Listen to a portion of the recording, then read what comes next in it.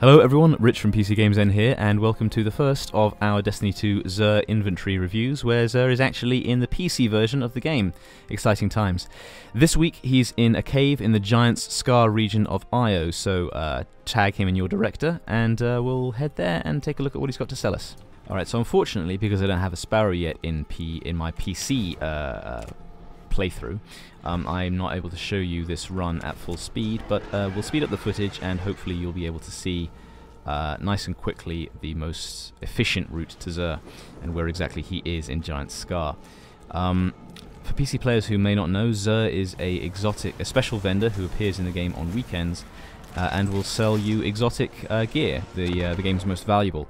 The highest light or highest power rather, that we've seen him sell his gear is 270, but it will scale your level. So if you're not at that level yet, you won't see it sell at.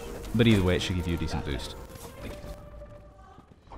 And here he is. Let's take a look at his inventory. He has brought Darcy, an exotic sniper rifle. Hunters get Knucklehead radar, an exotic helm. Titans get Actium Warrig, a chest piece, and Warlocks get Eye of Another World, again a helm. We'll take a more detailed look and consider whether any of these are worth buying. Darcy, 2 perks: aim at an enemy to view its health and other critical information in the scope, and when that effect is active you will do bonus precision damage and you'll have better aim assist, although it's worth noting that we're not certain how aim assist is going to work on PC unless you're using a controller. So to be honest, we can't really recommend this exotic test. Community testing has shown that the bonus precision damage effect is roughly 6%, which isn't really enough to be impactful in PvE, and it makes no difference at all in PvP since sniper headshots are always fatal anyway. Snipers in general just aren't really in the best place in the meta. It looks cool, as you can see, but ultimately we can't really recommend this. It just doesn't do enough to warrant your exotic slot. There are much better options for doing damage in PvE and much better options for just making kills in PvP. Knucklehead radar, on the other hand, is a great pick. It provides radar when aiming down sights for all weapon types, which is an improvement on its form in the original game.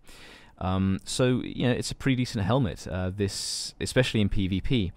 So we recommend picking it up, more out of pragmatism than romance. I mean, it's hardly the most flashy or exciting exotic we've ever seen, but it does provide some good useful functionality, particularly in the context of relatively poor set of hunter exotics otherwise. Actium Warrig for Titans is a Titan chest that will feed ammo from your reserves into your magazine while firing an auto rifle. So effectively, this gives you a substantially bigger auto rifle magazine, and all that extra uptime is helpful for many encounters in the raid. Pair with Sweet Business and Rally Barricade for best results, and prepare for that to launch next week. It's also useful for hosing down enemies in PvE more generally.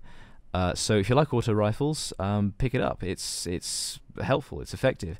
Like Knucklehead radar, it's hardly a flashy exotic. It looks a bit dull as well, in my opinion, but it's recommended. It is one of 3 choices of exotic armor that Titans can make during the main story, but if you missed it then, definitely pick it up from Xur.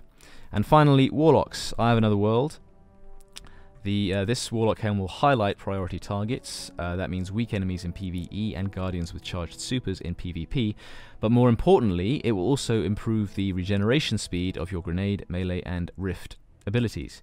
Community testing, again, has shown that the cooldown reduction in each case is 10%. That's the same as a legendary armor mod.